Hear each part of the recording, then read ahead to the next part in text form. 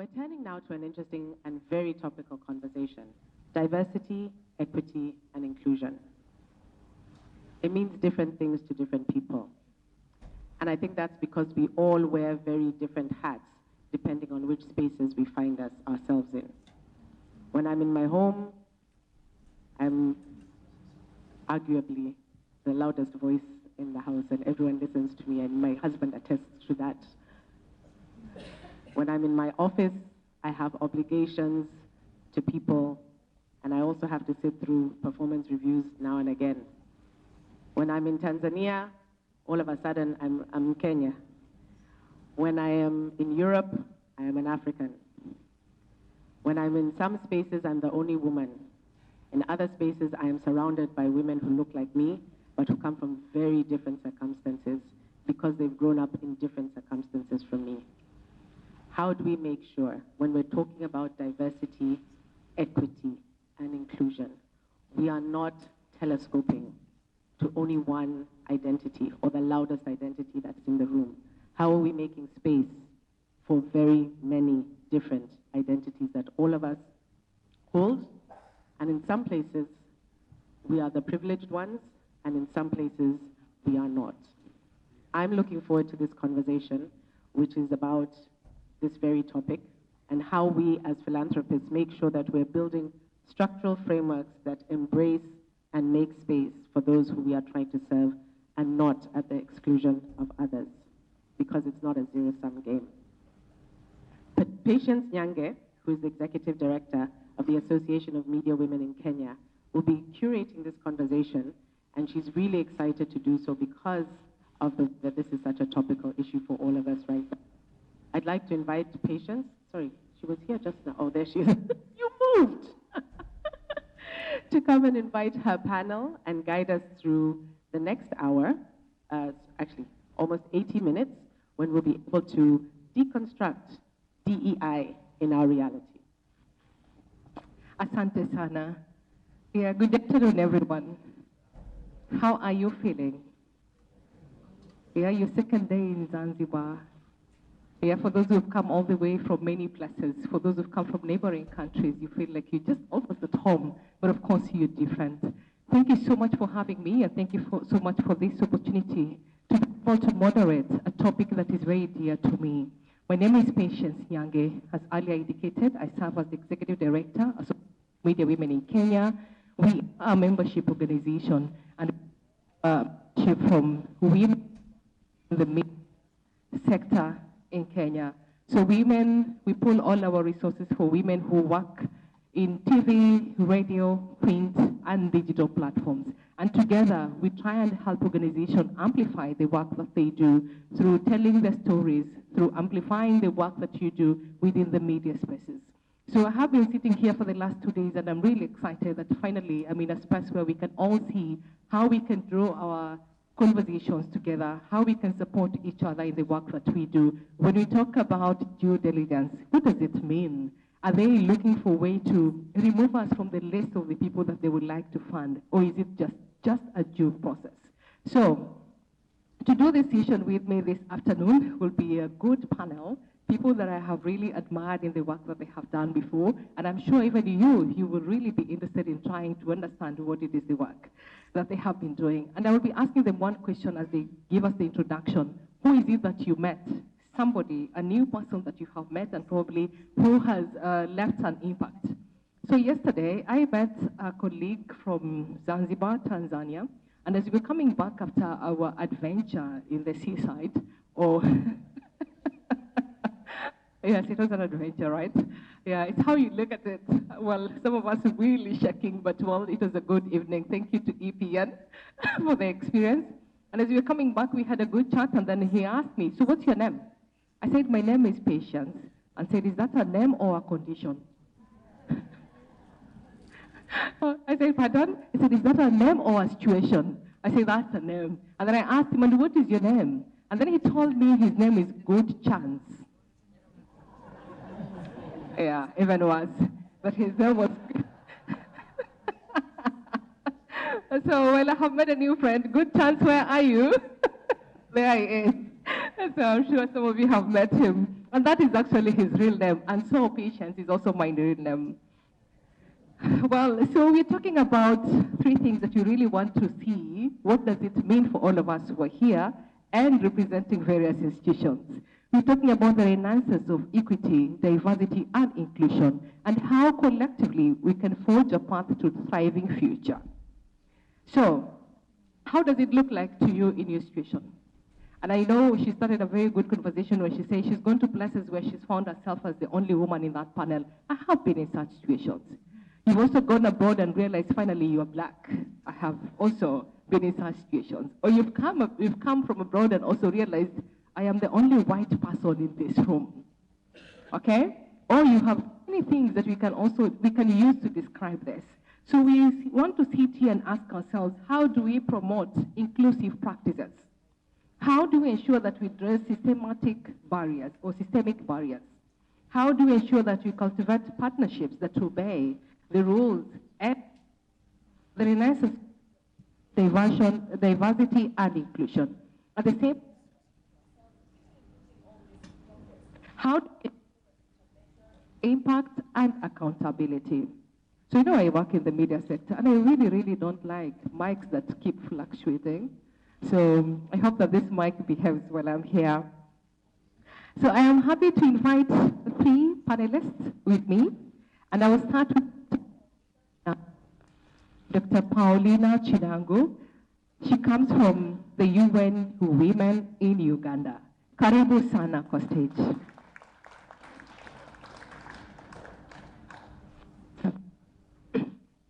And then we also have a dear friend of mine, Gasama Dayakumba. I'm sure you have met her. We took a photo yesterday, and my mother said, "Oh my God, she is so tall." I said, "Oh, mommy, I am so short." Karibu sana. She represents the Hewlett Foundation, Flora. And then we also have Preeti Haman. Welcome on stage. She represents Nguvu Collective. Thank you. So in Kenya, they know me as that one woman who is always bashing Manels. Manels is an all-male panelist. But here I am with all-women panelists. So I am very happy to be seated in this session today. So ladies, welcome on board. We are happy to hear from your experiences, how your organization are ensuring that there is equity, there is diversity and inclusion in the spaces that you are in. But I'm also happy to give you an opportunity to introduce yourself and the organizations that you represent. And as you do so, try and tell us if there's one person who you probably remember out of this room since yesterday and today.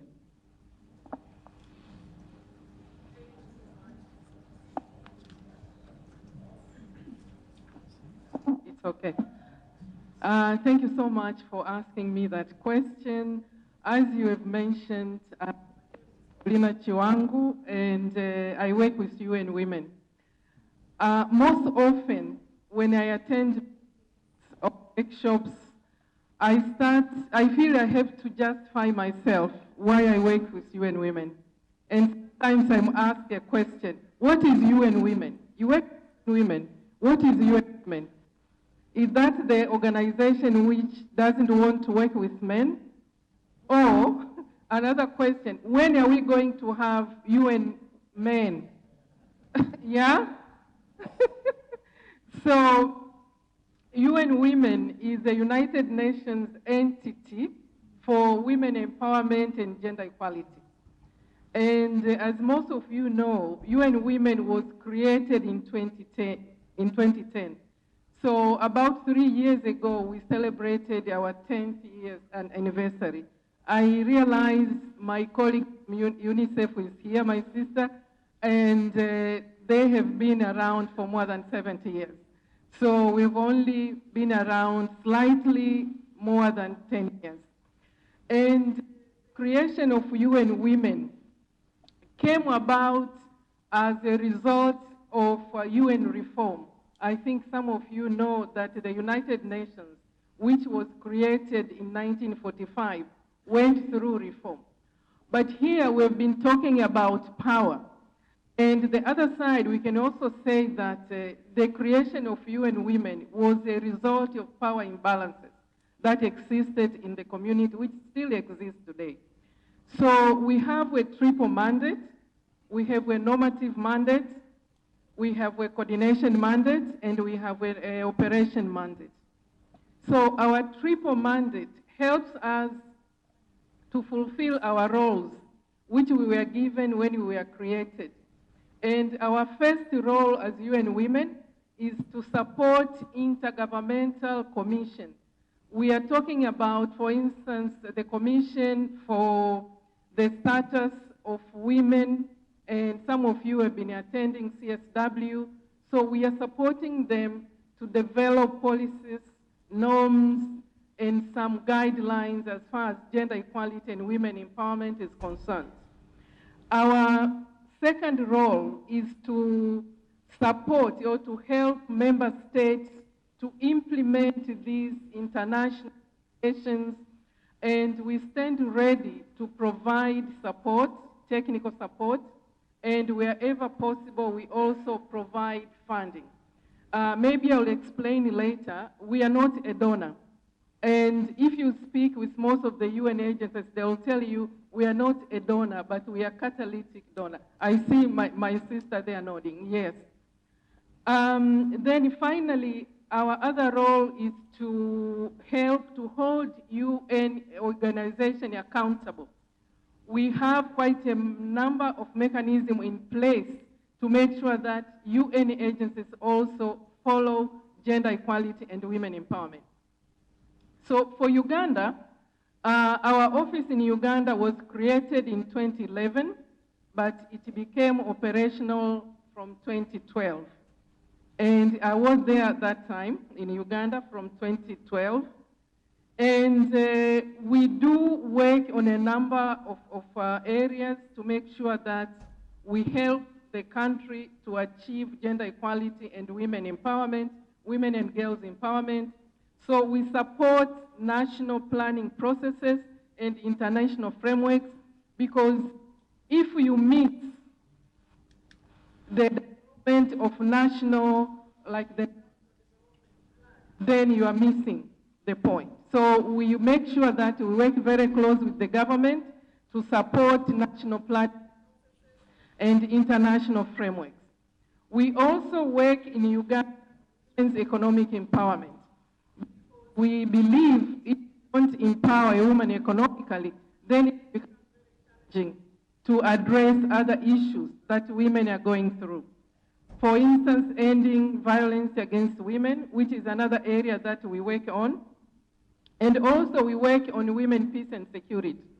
Without peace, without security, there is no development.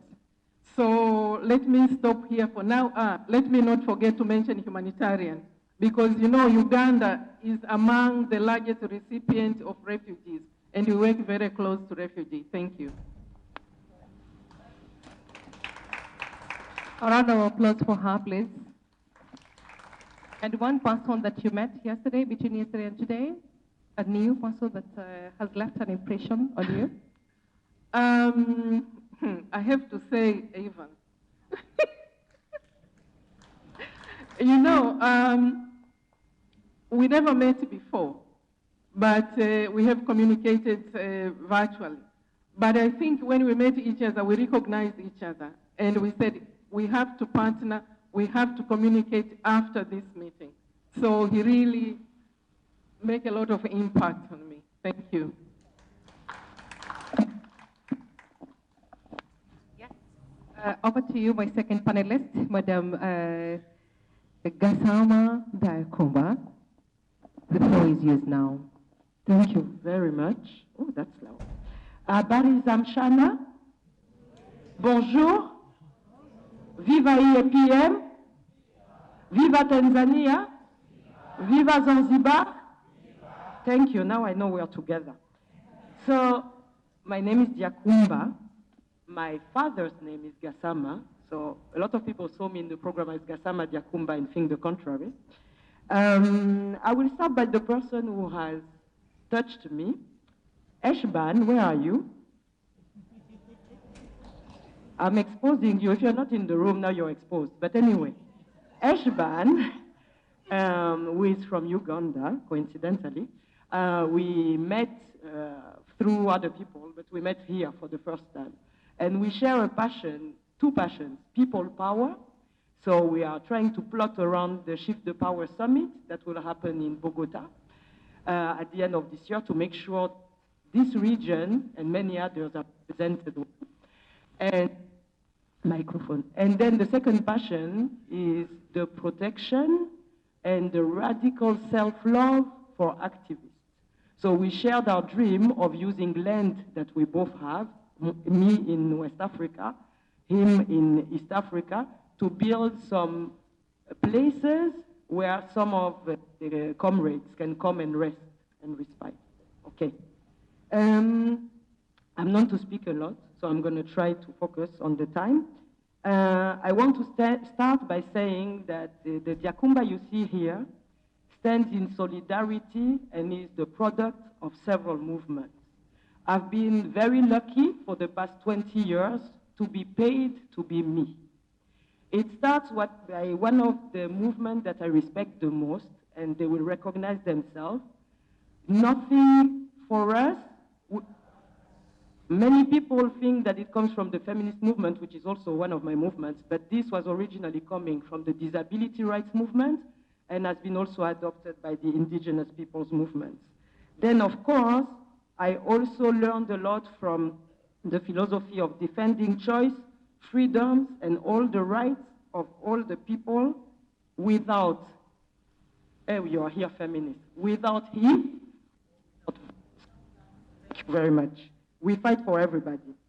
We also have the Pan-African movement. This funky accent comes from Senegal, and I truly believe in the solidarity that comes from that movement. That's what I learned. And we learn together what prejudice, division, passivity can cause us, and we are thriving together, trying to bring a prosperous future together. I think that's the spirit of why we are all here in Zanzibar.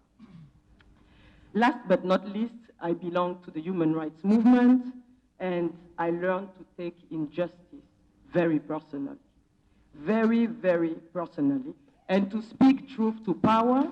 I think this is very important, and it's a perfect segue to say that we can't stand here in East Africa without mentioning the plight of our brothers and sisters engulfed in conflicts that have nothing to do with them, that are not there to liberate them. So my heart is in Sudan, my heart is in the Tigray region, and you are thinking about them too. And I wish some of them could be in the room. You might wonder, this woman, activism, right? Technology being my enemy. No, it's okay. I think it's just the position. What is she doing in philanthropy? Some of you were in the side panel, the group panel yesterday, where I explained that I'm the first person to be hired at the Hewlett Foundation outside of the US since 1966. This tells you why it's so important for me to sit in this panel and talk to what it means to walk the talk of having our identity as people who care, but at the same time, demystifying the system. I'm sure, and I hope you all study from the Black Feminist Fund. It was recently released, and that explained that less than I think it's 0.5% or 0.01%, I can look at the figure, goes to Black, indigenous, and people of color around the world. Imagine from that figure that engulfs all the different groups, how much is going to the East African people in general, and then the East African most marginalized people. The figure is not even zero, right? So I came to philanthropy because I was tired to ask the question within all those movements, where is the money for women's rights? Where is the money for gender equality? Where is the money for activism? Where is the money for youth rights? And I just decided that one of us had to take a self-imposed exile to Silicon Valley, California, because people were like, Hewlett, what is it? You know the brand HP? You know the brand. The computers in your office, the computer. So the H is the family, Mr. and Mrs. Hewlett, they are deceased now, who came together and decided to put the wealth that they accumulated from this company into a foundation. All the estate of both are part of it. They didn't live for their family, who are still there. And they just decided that they wanted to, in this order, fund a better Silicon Valley. At that time, it was not called like this, but let's say the Bay Area, north of California, support efforts in California, then support efforts in other states in the United States, and 20 years ago, support efforts around, at that time it was called global development and population in Africa and Latin America, Mexico in particular. So I have more to say, but I'll wait for the rest, right? Well, we're just beginning, so you're not done yet. Thank you. And my next panelist, thanks so much, Dekumba. My next panelist is, did I get it right? Preeti? Preeti. Okay. We can as well call her Preeti. I was going to start by saying, please don't call me pretty. My name is Preeti, and it does not mean pretty. Yes. Okay, cool. So Preeti Haman is my next panelist, and you are from Nguvu Collective. The word Nguvu is Swahili, so the stage is yours. Hello, everyone. Mambo? I'm trying. Oh, you're right here. So the person who left quite an impression on me in the last 2 days is actually sitting right in front. Rachel, can you please stand up? Just for her spunk and power that she shows. She's just, I love engaging, talking to her. She's telling me quite a bit about what it means to be her and the work she does, the exhaustion of being the leader of a movement, and then still showing up the way she is and asking tough questions in all of these conversations, and not being afraid, or even if she's afraid, doesn't show it, that doesn't stop her. So yeah, it's Rachel who's left a big impression on me. I am here, quite a lot of, maybe hold it like this, okay. It's really difficult to follow you. I was just like, okay, after that very inspiring introduction, I'm here now as a co-founder of an organization called Nguvu Collective, which is essentially an organization led by women from East Africa, West Africa, and India. This morning, we had a lot of conversations and emphasis on policy change, policy makers, advocacy. I think that's a very critical element in change making, and we believe in the power of that. And in fact, we think it's even more powerful if people, especially the youth and women from affected communities, are the ones driving the advocacy efforts and the policy change efforts. And so that's what we do. We support youth and women from Kenya, Nigeria, South Africa, India, to run very strong policy-level policy change initiatives in these countries. And so in the last 2-3 years, we've managed to reach out to about 500 of these leaders in these countries. Collectively, they have achieved more than 60+ policy-level changes in their countries. They have driven hundreds of narrative changes on issues, and they've engaged many, many decision makers, people in power, the government, to engage with them on the issues. But Nguvu Collective is about the collective. We want to go one step further. What we want to do is not just support these leaders as individuals, we want to bring them together as a collective so that they're supporting each other and being so much more powerful in what they do. The reason I'm here, though, in this context right now, is because of my colleagues here, Jacob and Ajra. They are my colleagues in Kenya, and it's because of them I am here, and I'm honored to be here. Thank you. Thank you. Well, another round of applause for all of them now, collectively. Great. So you all know who is doing what in the sphere of influence. I'm happy to start with Dr. Paulina. And I'm happy to ask the question, maybe you will be able to tell us more based on this question. How can we strategically integrate and mainstream equity, diversity, inclusion principles into our everyday aspect of the work that we do? You work with women, you work with organizations, and many aspects of your work that you've already told us about. Please tell us more, how can we collectively, and how your organization has done the same?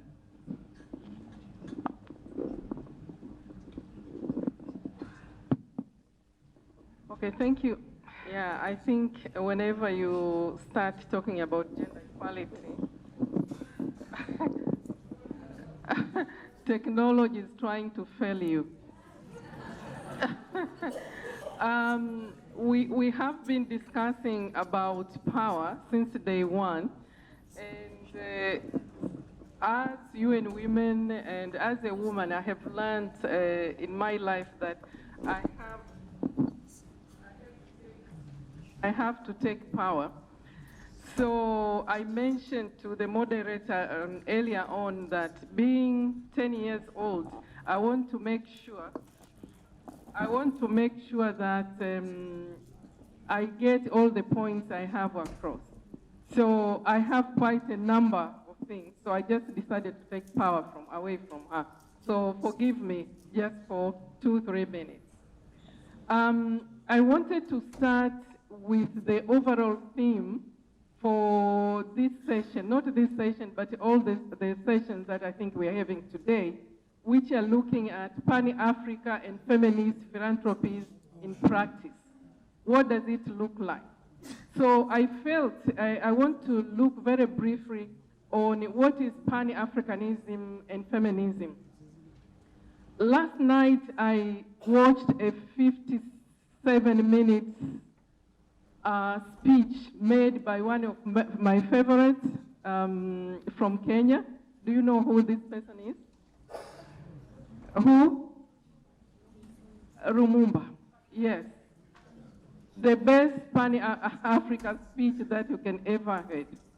So, and I also look at feminism. You know, we have quite a number of feminist theories. We had a wave one, the second wave, and the third wave, the fourth wave. I'm not sure now how many waves do we have. We have feminists here who will also join and tell us. So when I look at these two concepts, Pan-Africanism and feminism, to me, both movements emphasize the power of solidarity and collective action, very much so. And both movements aim to dismantle systems of oppression and discrimination to obtain a more equal and just world. Now, when we apply this understanding to philanthropy, what we practically want is to move away from the mindset. We want to move away from approaches and practices of the past that have reinforced global power imbalances, that have perpetuated dependency and undermined local agents. We have been talking about local resources. I think one of the speakers talked about tapping into local resources. Because if we have to have power, we have to have our own local resources. Yeah? If we will continue depending on ODA or whatever, we are going to face a number of challenges, which some of us are facing now, very serious challenges. Coming back to issues of gender equality and women empowerment, it will be very unfortunate for me to leave this platform without emphasizing about gender equality and women empowerment. We don't get this opportunity quite a lot, so please bear with me. I was reading a research a month ago, and also there's another one which came out 2 months ago, where they were estimating that at the current pace, it will take more than 140 years to achieve gender parity in Africa. and the East Southern Africa region. Do we have 140 years to wait? Do we? I mean, where are all the women? I hear a few men saying no. So we don't have 140 years to wait. So we need to do more with less, and we need to do it faster. The young people globally and on this continent in particular cannot wait. And I'm glad to see we have quite a lot of young people here attending this conference. You are the future of tomorrow. So let me share some practical examples from Uganda. In Uganda, UN Women has concentrated on creating scalable blueprints. We comprehensively look at the needs and barriers women face to achieving meaningful empowerment. One of the examples is we have a program which is focusing on a climate resilience agriculture program in northern Uganda. And this we see there are continuously change of technology. A few months back, we were calling climate smart agriculture. But I was told like a month or 2 months ago that now we are calling it climate resilience agriculture. So we have to keep pace with the changing world as well, if we don't want to be left behind. So for UN Women, what we do in this program, we focus not only on empowering women themselves with practical skills on agriculture, but also we are targeting their partners and wider community. I think quite a number of us in this room, we do engage in women economic empowerment or other forms of empowerment. And especially when you embark on women economic empowerment, there have been complaints that, you know, when you empower women, there are dangers of breaking the family. There are dangers of breaking equality. So what we decided to do is you are not concentrating on women alone. You are concentrating with the whole family. So in that way, you don't break the family unity. You make sure that whatever is gained is for the whole family. We focus on building the women's leadership skills because that is important. Because sometimes you hear that when you empower a woman, then the women get the funds and the men come and get the money. They go and use it for drinking or marrying a second, a third, or fourth wife. So we have to make sure that we train women to build their leadership skills and also give them training to families on joint decision making. So we make sure they sit together as a family and they make these decisions together so that women are empowered. Let me maybe stop here for now. I'll come back later with more. Thanks.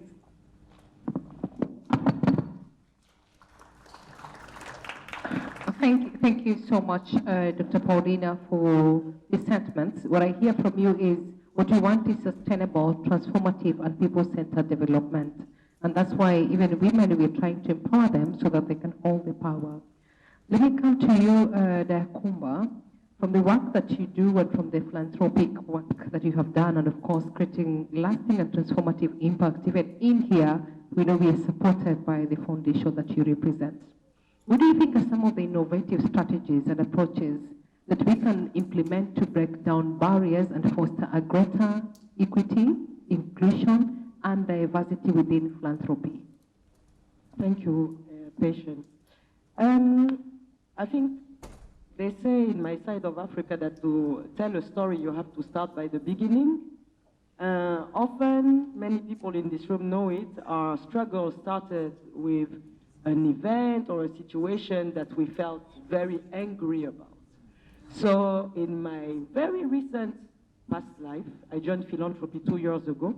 I was working for Amnesty International as the activism and youth coordinator.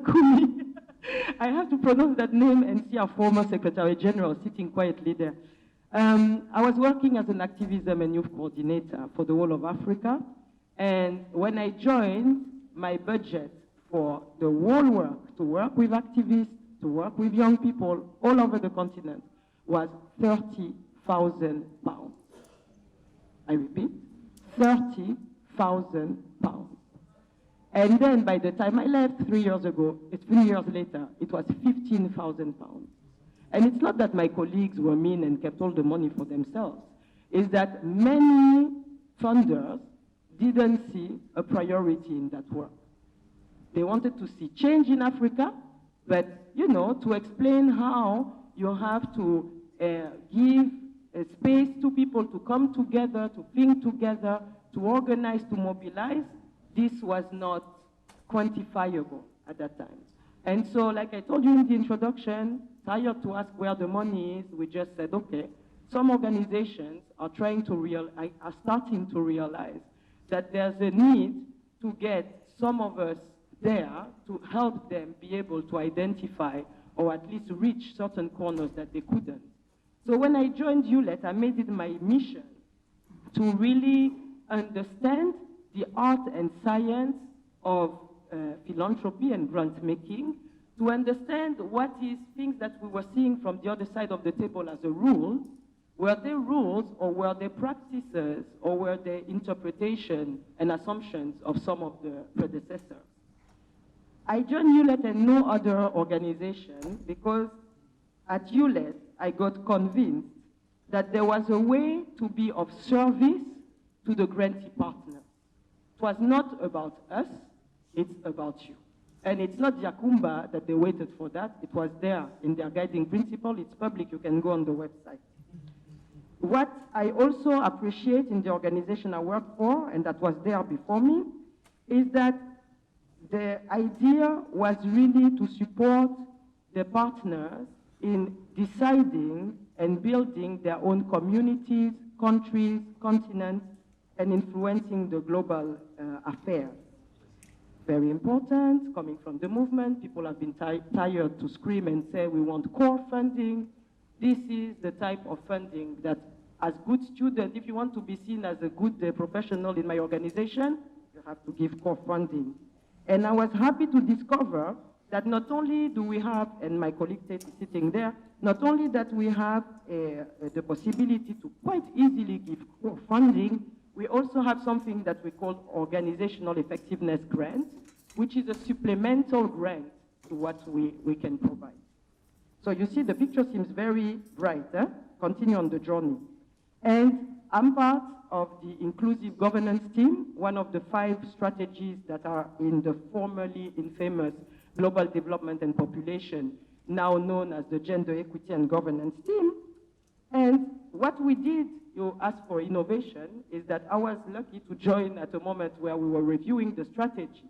And we listened to something else that the movement had told us.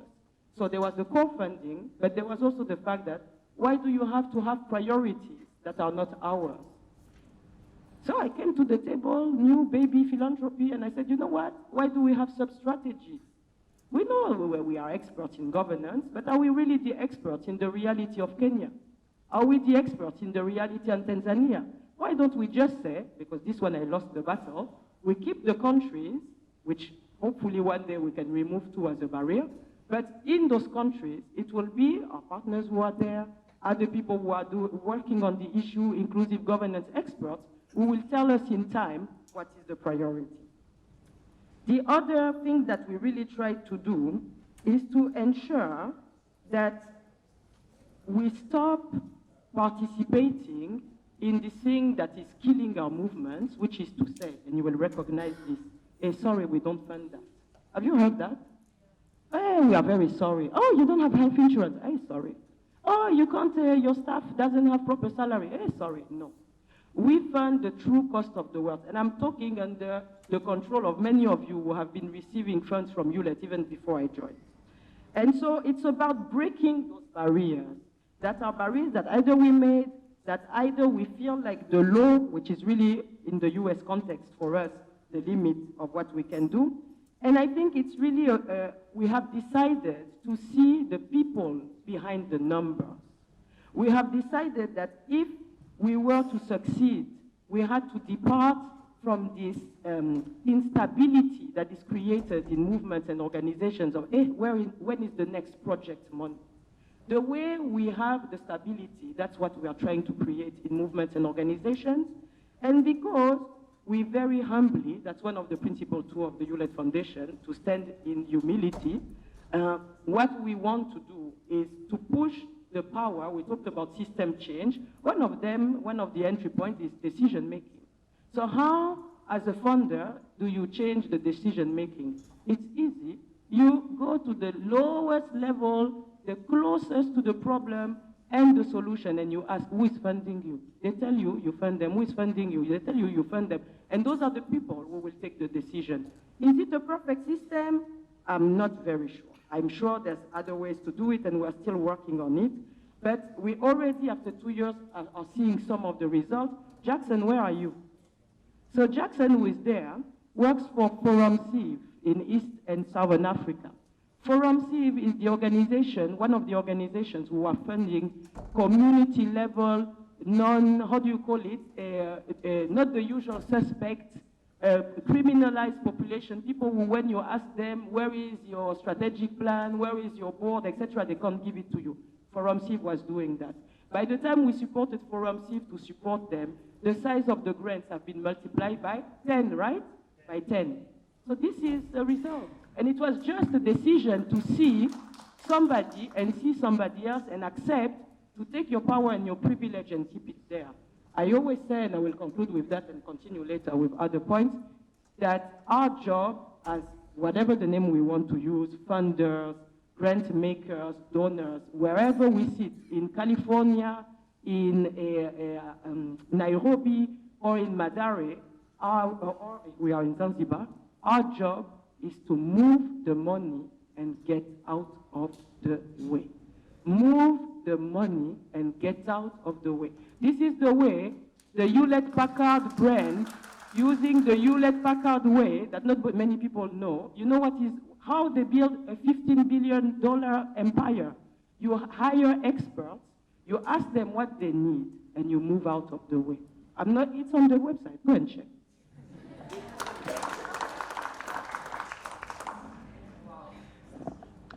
It's on the website, go and check. See the people behind the numbers, very powerful statement. Move the money and get out of the way. How many grant makers, how many donors, how many funders are willing to do that? Move the money and get out of the way. Well, as we continue, I'm happy to hear from you, Preeti, that many organizations see the conversations around diversity, equity, and inclusion as a matter of ticking the boxes.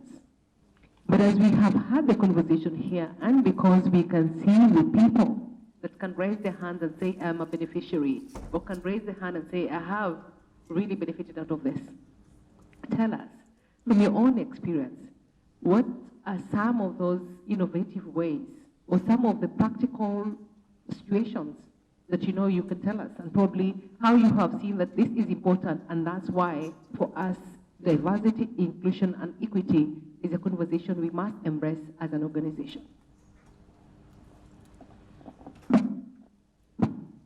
Just so you know, I have had no preparation time. She's really throwing a question at me that I have to think on my feet. Afternoon sessions are the worst. So I'm going to just pivot a little bit into something else. If you want to talk about DEI, for me, the starting point is inclusion. Because I think if we are very intentional about inclusion, then there's space for more equity.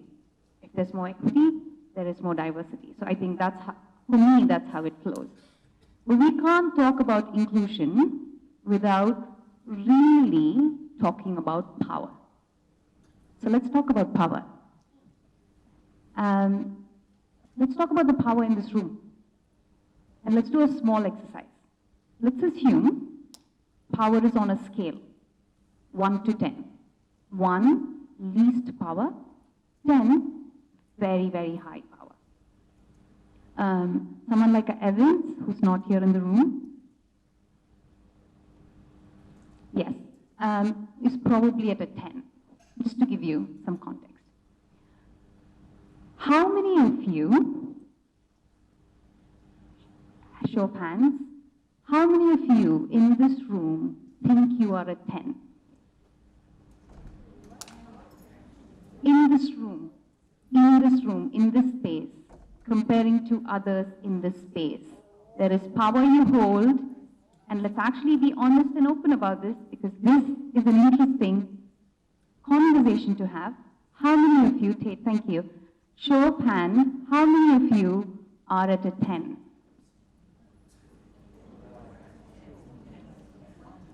Okay. 10.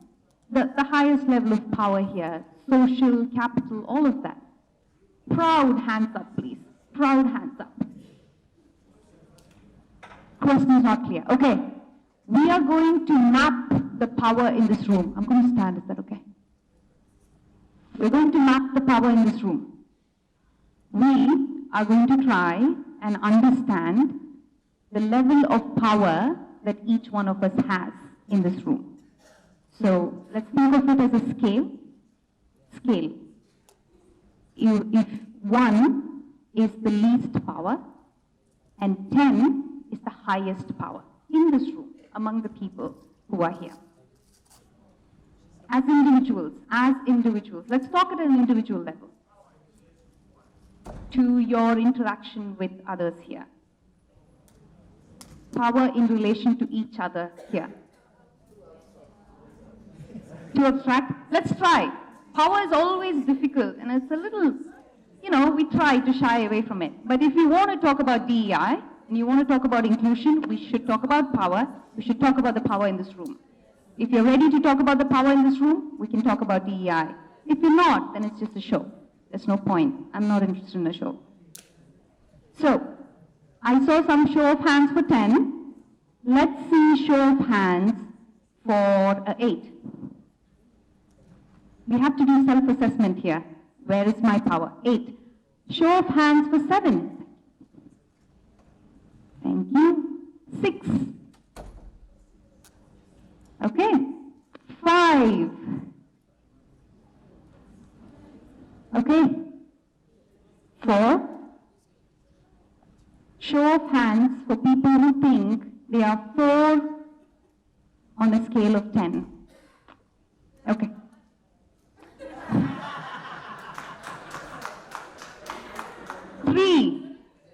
3. 2. 1. We are at 1. Everybody at 1. Okay. There is so much discomfort, and it is good. Let's stay in that discomfort. Okay? Because talking about power is uncomfortable. So we have to do this again, this time with a little more engagement. Is the question clear? Yes? We are doing this quickly, all right? But we do it in reverse order now. And I would really love all of your participation. So, rank yourself between 1 to 10, and we'll do it quickly. We'll start with 1 now. Those who think they are 1 out of 10, hands up please. It's definitely more than one person. Rachel, beyond Rachel. Oh. 2. 4. 3. 5. 6. 7. 8. 9. 10. Were you looking around when this was happening?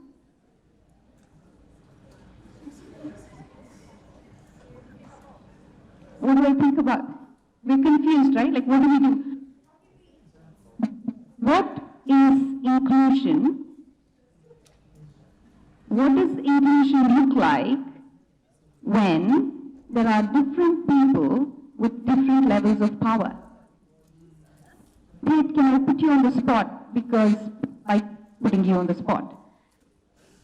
What is your responsibility as a 10 in this room?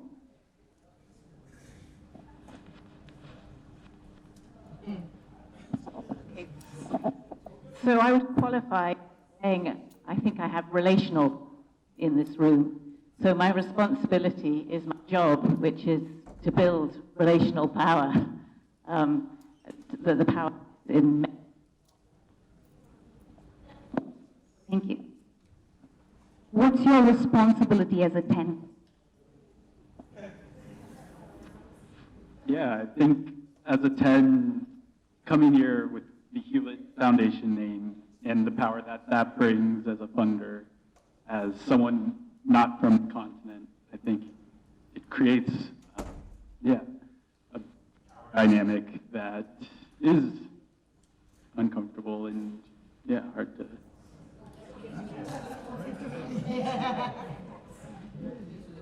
To listen, to support, and as Dia said, give the money and get out the way.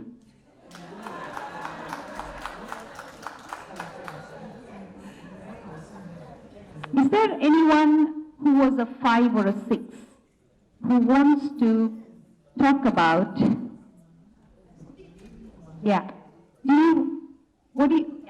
let me finish.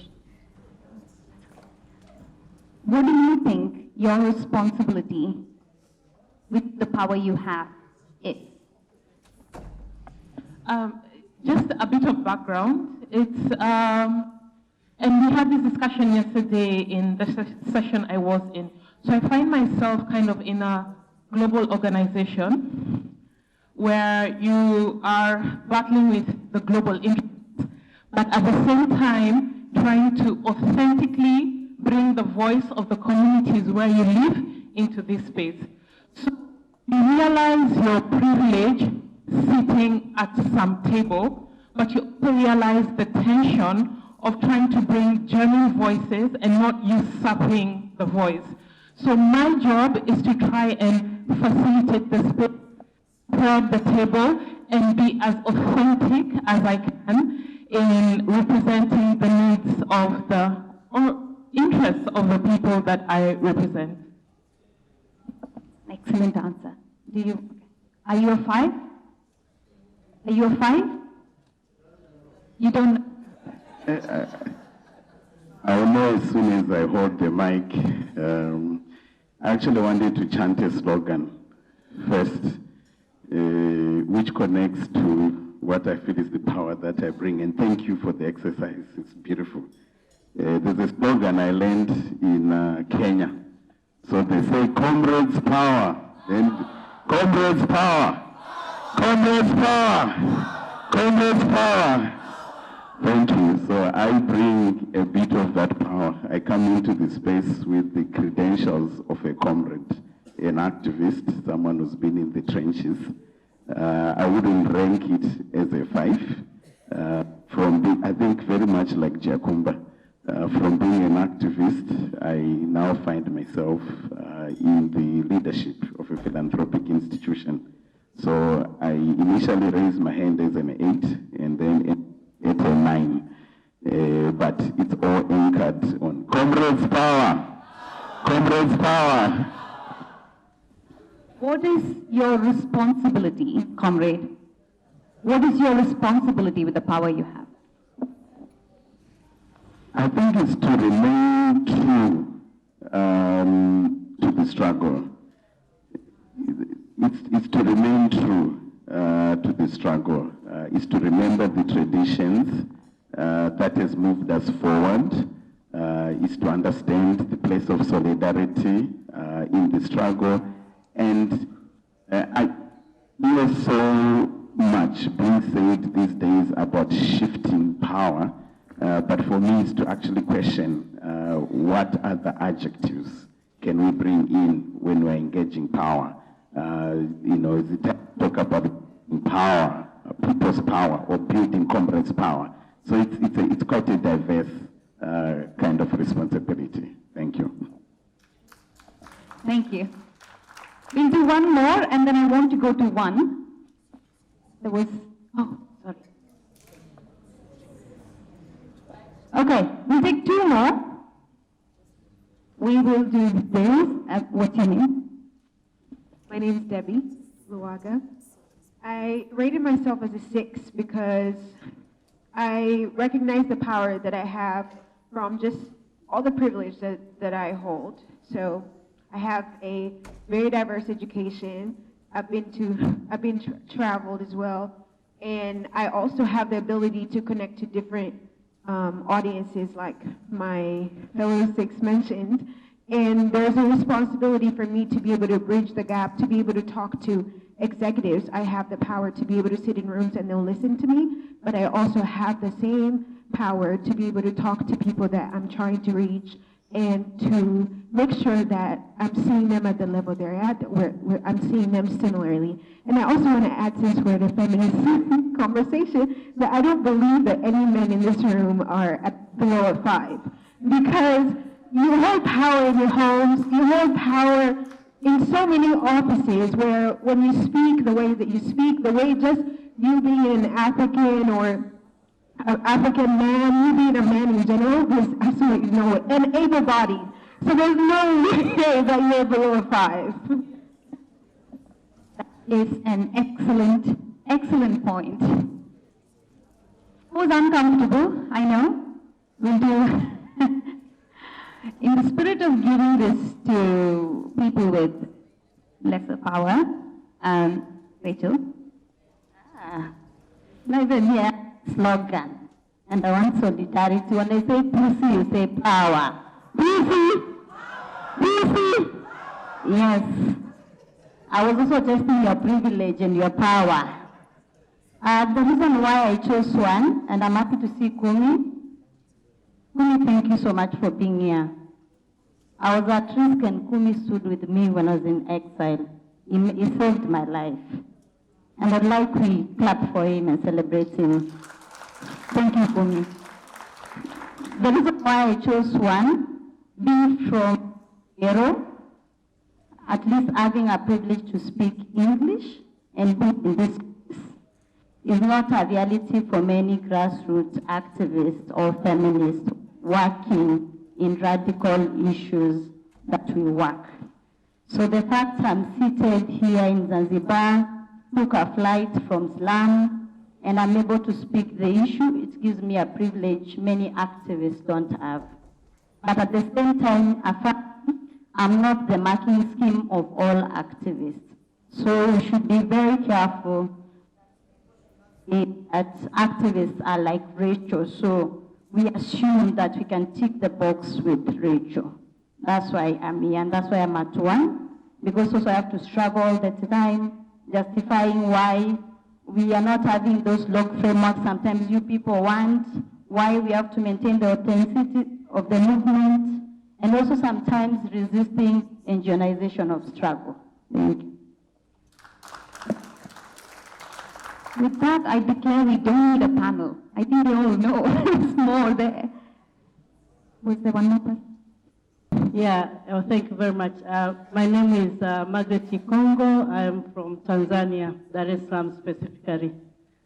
The reason I put my hand at 5 in terms of power is because I believe nobody has absolute power. Power is shared. So whether I'm engaging, they have a power which I don't have. So I have to go with humility, learn from them, share their power, and share my power with me.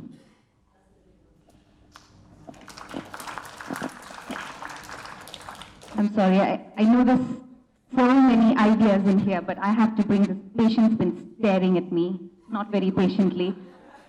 I think that's a beautiful way to close this. If you're serious about inclusion, equity, and diversity, we need to start with us. We need to understand our own power and how much space we are making for those around us. How much are we promoting more power to those who already have power? How much are we promoting that kind of hierarchy? And how much space are we holding for the others who don't? I think that's where we start. And once we start using that as a lens, I think it immediately shifts everything at an individual, then work, and an organization level. So that's not answering your question directly, but I'm also out of time. Thank you so much, Preeti. I think you've all had a chance to really do a self-reflection. So wherever you are, I hope that you move 1 inch up. Well, so maybe we can't close this without talking about the challenges and opportunities they are in. As we try and we are compliant with diversity, inclusion, and equity. I'm happy to distribute this question to the two panelists on the other side, now that we just had Preeti here. So maybe Dr. Paulina, you can talk about some of the challenges, and Komba, you will talk about some of the opportunities they are in. And then I will give you at least 5 minutes of plenary session. Okay, I think you will all realize that there are quite a number of achievements that we have achieved on our struggle for gender equality. But despite a lot of success that we have experienced, we still have quite a lot of challenges which are facing diversity, equity, gender equality, and so on. One of the challenges which stands out for me is the high expectation. The demands are too high, to the extent that it becomes very difficult for us to meet all the demands. I mentioned earlier that UN Women was created in 2010. What I didn't say is it was the advocacy which were done by women movements which led to the creation of UN Women. So we are obliged to work very close with women movements, with women leaders and feminist movements. So the expectations, for instance, are too high for us to meet all the demands. Then I think the other challenge that I see we have is we need to do more to strengthen our unity, to strengthen our partnership, because we have many organizations, women-led organizations, which work on the sector. So, and sometimes there is no trust among us. We lack trust, and that pushes us back. Because I think it's my sister Gasama who said, or I don't remember if the other speaker, if we are not united, then we can easily be divided and be separated. Then the other challenge that I see is implicit bias and lack of representation. That also is one of the big challenges that we need to address, and it can affect decision making, and it can perpetuate inequalities. Another challenge that I see is what my sister there just wrapped up with, the power dynamics. The power dynamics is a huge challenge in the resource allocation. I'm very glad to be sitting near my sister Gasama, because you can be assured after this meeting I'm going to walk behind you and tell you, give the money and walk away.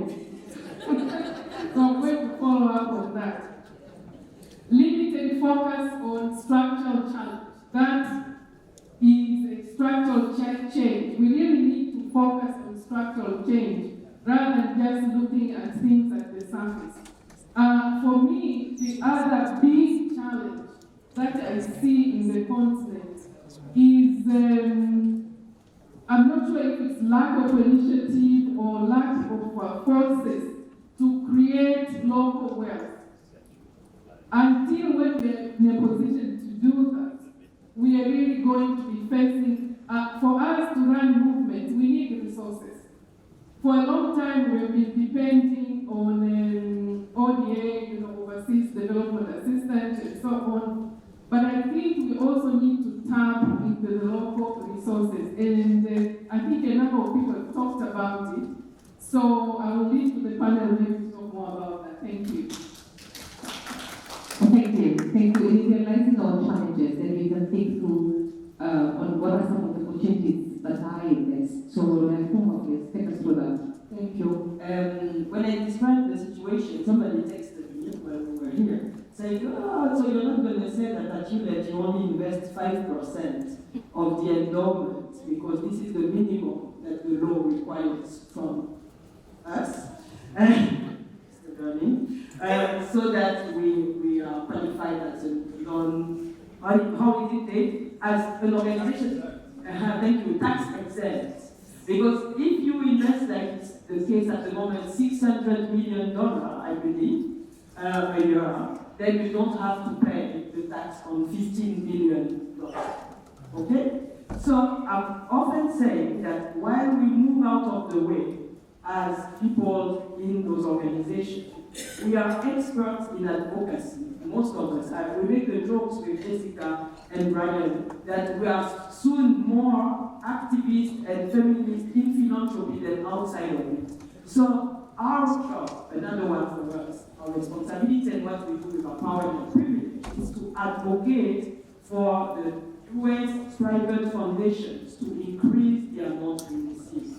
Because the level of, you just said it, the level of need is so big.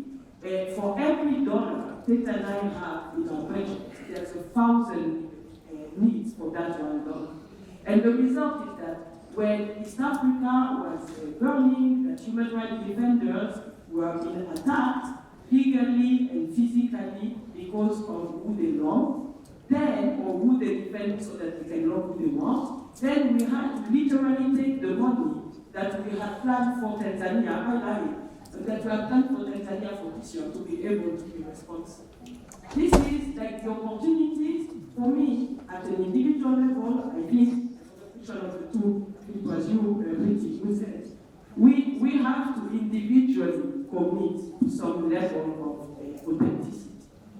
There's a power we have. Why I raised my hand for the 10. I think if Brian, who is the director for Open Society in East Africa, and Jessica, who is also the director for Ford Foundation in East Africa, were in the room, I would still be a 10 and they would be a 9 and I'm a program officer. Why? Because as you know, they send you the HP way, they applied it to the foundation, and between me and the president of the foundation, there's one person.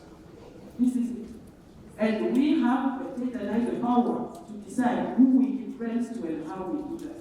And so my last point, or second last, will be to say that even with the best intentions, I think it's still not to do about the politics, but we still make mistakes. Rachel was nice enough to take me to Madare to the people, and we spoke. And I said, oh, you know, I found this wonderful solution. You tell me who is funding you, and then I fund you and they fund you more. And there was a silence in the room.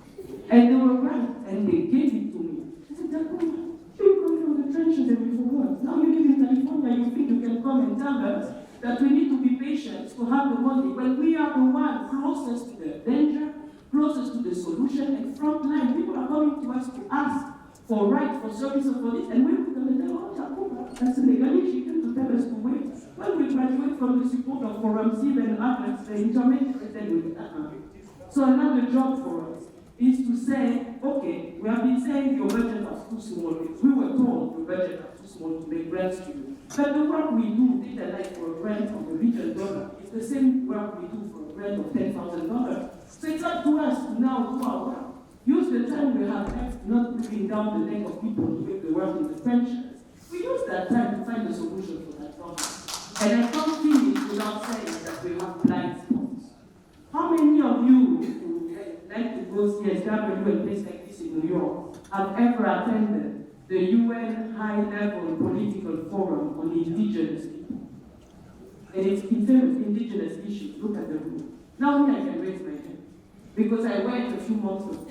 And these are the people. We are talking DEIJ, we are talking justice, we are talking blue economy, green economy. Yesterday, the first vice president of Zanzibar was encouraging. Those are the people who are the most margin of these are struggles. What are we doing for them? They have funds that we ignore. They have organizations that we ignore. The way we talk about opportunities. If we really want to be the change we want to see in the world, let's support the people who are in the intersections of all these needs. It's so important. And we are here with all the power and the privilege that we have to speak up. You know which country we are in, we know which region we are in, we know whose rights have been trampled. We were in London last week to discuss as a community of funders from the grassroots until the toppest, richest, high-level network people. What are we doing about the work that is happening on the right part? We want a civic future that is free from the manipulation of the laws that we discuss in the different panels that are affecting our people instead of protecting them. Me, I want you to join me in changing philanthropy one friend at a time, one relationship at a time. We have accumulated power in this room makes us. If we meet now, in 7 years when my mandate is over, because this is it, I took one for the people, one mandate, then I'm out of philosophy. But if we can do it, it's just that we need to unlearn the power that this money is giving us. It's not our money, it's the money of the people. Thank you very much. Thank you very much. We want a future that protects and promotes the rights of all people. And the people that are here are the people that you represent in your organizations. So, interesting conversation. I think all of you have learned a lot. I have personally learned a lot that I have taken notes. Allow me to give you 5 minutes.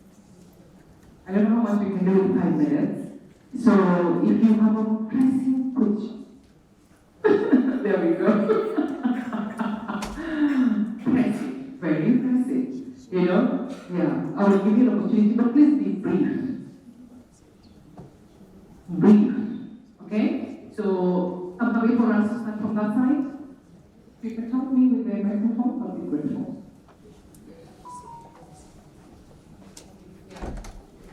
Yeah. Yeah, there's one there, then there was another hand on this side that I noted, and then there's another hand on this side. And on this floor, I have the privilege, I have the power to give you a chance. Yes. Cool. So we have 1, and then we have 2, we have 3, we have 4, and if there's an opportunity, I will give you a chance. I'll give you the power and give you the chance. Thank you very much, patience and all the panelists. My name is Enrique Alonso, Safaricom and the Investor Foundation from Kenya. Equity. SDG number 10 is on reducing inequality. Then I flip that. It's about enhancing equity. Now, at what point, and this is my prayer, from the smaller organizations, from the grassroots, the CSOs, the philanthropies, there is what we call donor alignment. I do donor prospectus, I know what a donor needs, I look at my strategy, I fit myself in before I approach. At what point will we have those who have aligning to those who do not have? I get you an organization, I sit down with a grassroots organization. I have the power, I have the 10 or 11 power. And then I say, what can we do together? That is my prayer. And that will address the equity. And even the solidarity that we'll be talking about, it will never happen until we get to that level where the high net worth, the big philanthropies will now get to those who have limited resources or who do not have. And they align their strategies to both the smaller ones. That is my prayer. Thank you. How it will happen, how it can happen, maybe you have the answers here. Thank you.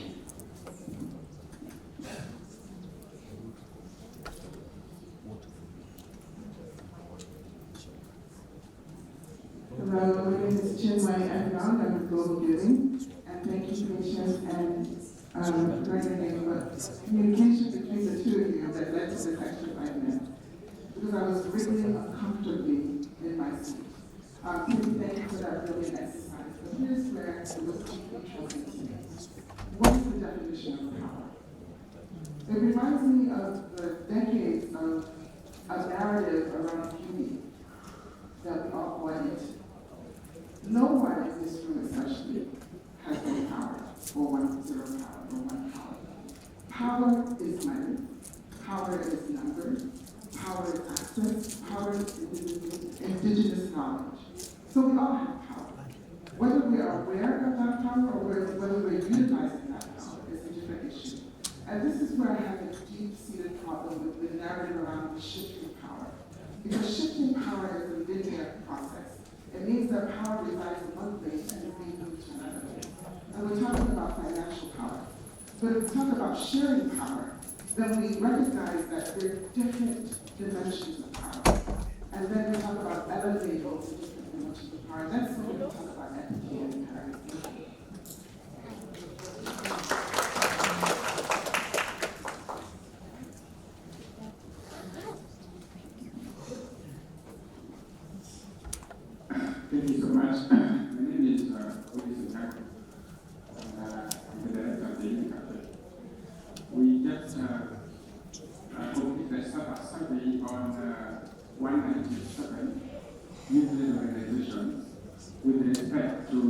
system strengthening for youth organizations as it relates to vision of development. And one stark issue that confronted us is that only 18% of the entire organizations that we surveyed were led by young women. Now, looking at the panel, a stellar panel of you characterize it as feminine panel. What are we doing to raise the next generation of young women leaders, particularly in terms of being the core in development that they are in Africa's next phase of development?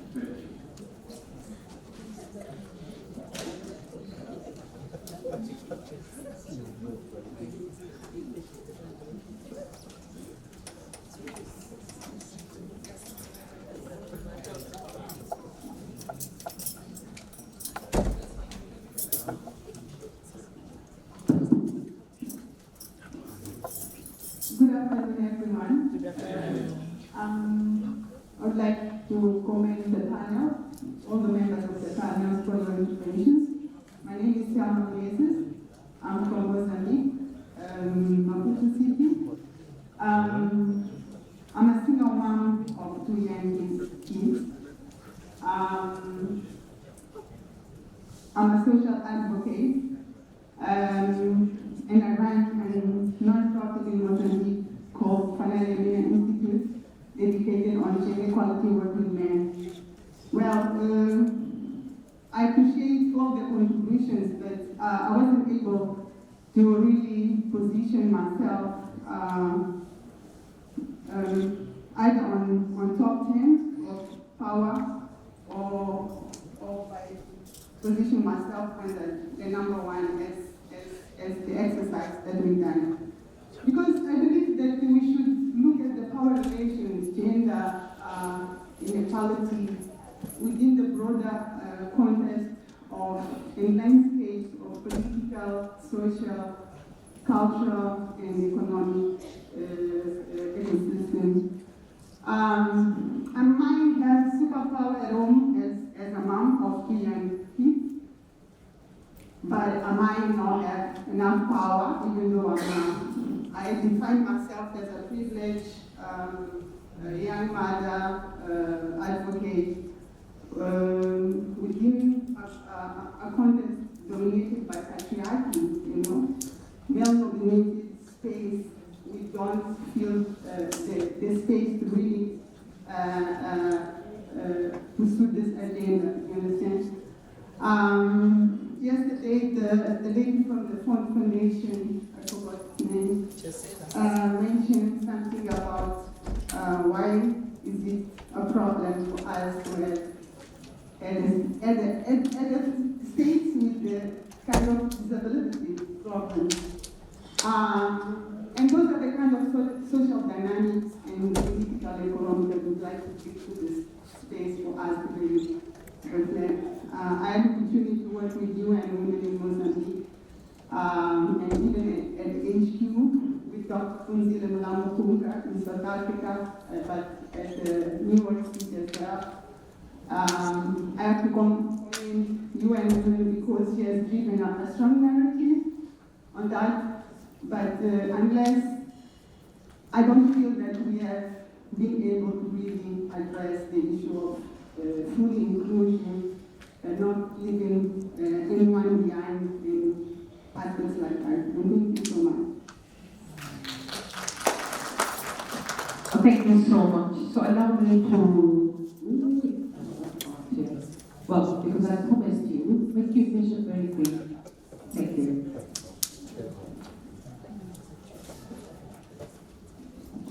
My name is Wanja. I come from Kenya. I work for UHAI. And my question is not even a question, it's a comment on the criminalized population. I've been here 5 days. I've not had a mention on LGBTIQ persons. I've not had a mention of sex workers. That's to you, Rachel, and talking about the pussy power. And when you talk about inclusion, equity, and diversity, I feel so sad that the criminalized populations no one even wants to have those conversations. It's a conversation that's so murky. It's a conversation right now, even as I start here, I'm even asking myself, but how safe am I? Because we are in this region that we are actually passing laws each and every day to criminalize this population. They are vulnerable, they are more vulnerable, and we are criminalizing them day in, day out. And we are talking about equity, access, human rights.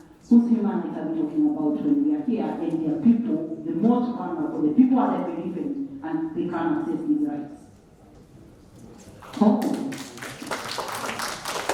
Yeah, so it's a very important question that we should be asking ourselves as we sit here and talk about diversity, equity, and inclusion.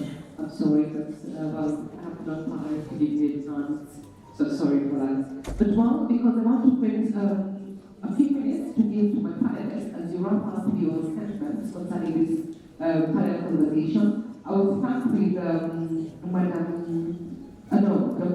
Paulina. You have a question, and I think you will be probably the best place to respond to the question concerning a feminist future. Where are the, how are we getting a space for the women that are coming behind us? Yeah, as you sit here, this is for me, it's a very safe. In Kenya, they will tell you that I always call out manual. And today, if this photo is getting to Kenya, I know there will be a conversation for 100%. While you, the moderator for that session. So, yeah, thank you.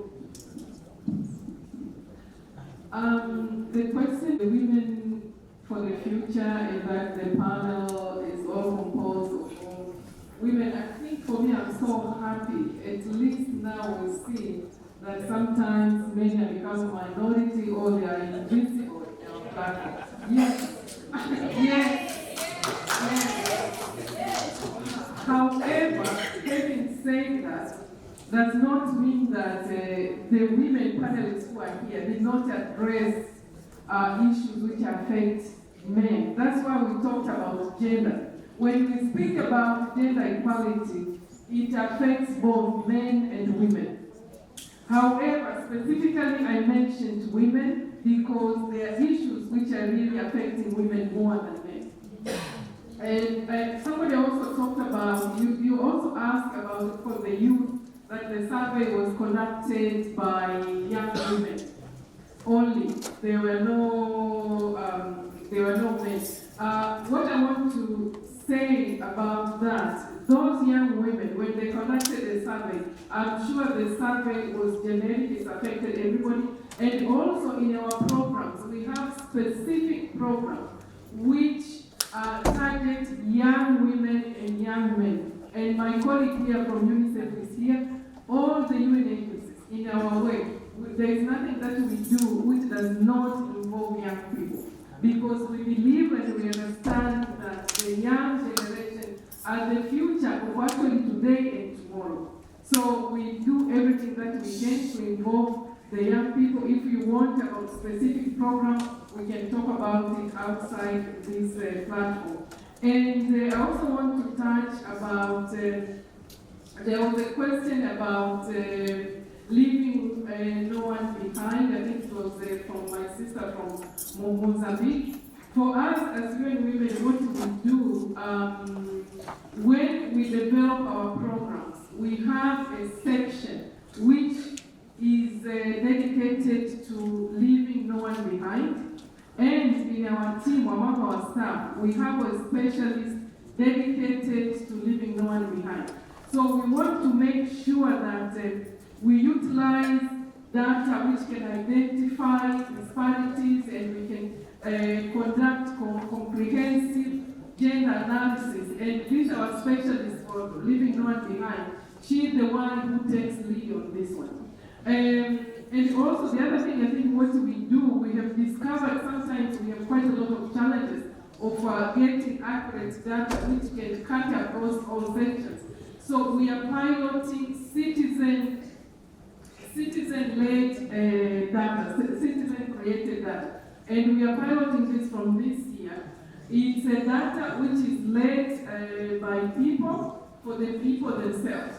So we work with communities from the design of the data initiative, so they are part of it, and we can use this data, not only the official data, but data created specifically by the citizens. So this can also help to address some issues which we are not able maybe to address using the formal official data. I don't know if there's any other question, maybe very briefly, about LGBT. I can say as the UN, we are founded on the UN Charter, which works on the principles of human rights, and that is our approach as the UN. Thank you. Thank you very much. Oh, yeah. We can have the response to the Christian First Money shifting power. That is the comment. Can also find as well. Yeah. I want to address two things here. One, none of the notes I prepared for this talk I used. I completely moved to a shifted mostly because I realized that one, the energy in this room needs to shift, we were all too sleepy. And two, if you're not talking about power, then there's no point in having this discussion. But power is a complicated issue. But before I get to that, I think diversity, equity, inclusion is not a goal or destination. It's a journey. This panel is very cool. It is a milestone in normally how panels are set up. But that's just a milestone. We have not included people with disability. We have not included people from sexual minority communities. There are so many people not represented here. It is being aware and continuously being aware of power, how we show up, how do we make this better, how do we make this more inclusive, is essentially the journey of DEI. And I don't think it will be perfect at all. And I don't think we should be afraid to admit that it wasn't perfect. And we failed, but we will do better next time. We will be intentional next time. I think that's the whole concept around how I think about DEI, and I think how we should progressively get better. We should progressively have young women represented here. We should actually have more people holding space here or making space for that. So that was the first point. The second point, if you are struggling with discomfort, I am happy, because power should make us uncomfortable. If we are comfortable in the concept of power, then we're not being serious about inclusion. And by the way, that exercise, it is not scientific at all. It was just a very random organizer mentality. I just was trying to get people to think about things in a certain way. Please don't repeat this exercise. I can do some work on it. And if anybody wants to use it in other spaces. But the idea, and 2 or 5 minutes is not enough to talk about power. But it got you thinking the way you did. We heard so many interesting perspectives, all different, which came up just in those 5 minutes. Even in that 5 minutes, we were able to oh, that's interesting. Please think about it that way. I think that's the space, that's how we should engage with inclusion. I think just being constantly intentional and uncomfortable about your power.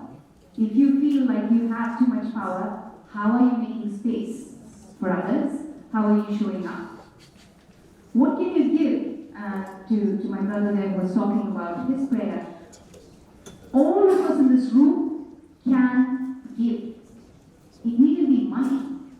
It could be connections. How intentional are we in encouraging the efforts of everyone else in this room? How are we including that in our mind space to say, oh wow, I know this funder, or I know this data organization, or I know this other organization you should partner with. Let me connect you. Sometimes connections are so much more resource rich than money. And I know each one of us can do that. That is us, one way of thinking about power I hold. If my power is less in a room, then how am I intentionally seeking to hold more space there? How am I building my allies around there so that we are talking about this uncomfortable dynamic? Holding space.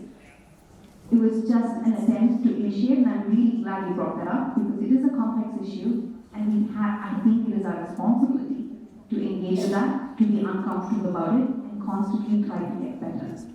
EAPC is about you. Thank you very much, Pretty. And I finally then there's a sentiment around aligning with those who don't have, and at the same time, even talked about the inclusion of criminalized communities. Thank you very much. So you were asking how we can do it. You know, a simple way. Like I said, if you understand philanthropy as standing in service to a certain community or certain people, then what do you do when you go to the restaurant? What do they say? What can I do for you? How can I help you? This is really where the conversation starts. And it was very interesting when you explained the alignment, etc. This is what that traumatized me and really put me against philanthropy most of my life. And I think where I find my pride now is for people to be able to tell the truth to us. We were in the Naivasha talking about the philanthropy, the Pan-African and Feminist Philanthropies.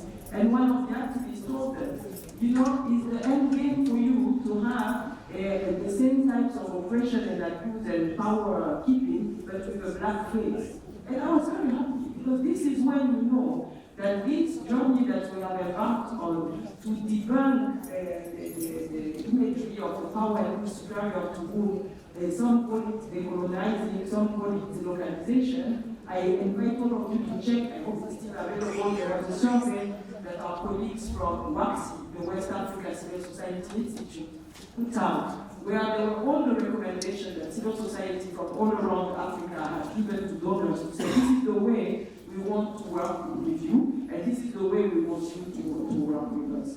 And I think another good point is to come into the space with the humility to not only remove the money and get out of the way, but also push it on. Herbert is not here, but if he would be here, like I said, my curious ancestors, he will tell you how I refuse to sit on that panel.